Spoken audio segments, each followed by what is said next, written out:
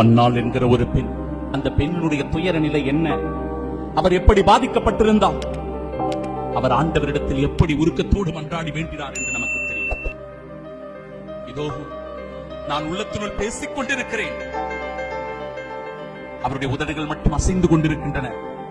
அவருடைய குரல் கேட்கவில்லை. அந்த இடத்தில் இருந்த குரு ஏலி என்பவர் நினைக்கிறார், எவ்வளவு காலம் நீ குடிகாரியாக இருக்க போகிறாய்?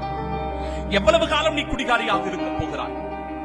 அந்த பெண்மணி அன்னாள் சொல்லுகிறார், என் தலைவரே, நான் குடிகாரி அல்ல, நான் ஒரு உள்ளம் நொந்த பெண். என் ஆண்டவரிடத்தில் என் உள்ளத்தை நான் கொட்டிக் கொண்டிருக்கிறேன். என் வேதனையை சொல்லிக் கொண்டிருக்கிறேன். ஒரு துன்பத்தை இதோ ஆண்டவர் முன்பாக நான் கொட்டிக் கொண்டிருக்கிறேன். துன்பத்தின் மிகுதியால் நான் பேசிக் கொண்டிருக்கிறேன் என்று சொன்னபோது இறைவாக்கினர் இந்த இடத்தில் அந்த குரு சரியாக அடையாளம் கண்டுகொண்டு, மகளே, அண்ணா, நீ மன நிறைவோடு செல், நீ மன நிறைவோடு செல். நீ விண்ணப்பித்த உன் விண்ணப்பத்தை, உன் மன்றாட்டை, உன் ஜெபத்தை என் ஆண்டவர் கேட்டருளினார். நீ மன நிறைவோடு செல் என்று சொல்லி ஆசீர்வாதமாய் அனுப்புவதை பார்க்கிறோம்.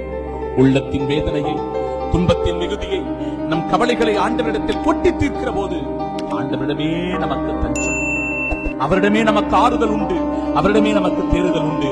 அவரே நமக்கு வாழ்வு கொடுப்பவராயிருக்கிறார்.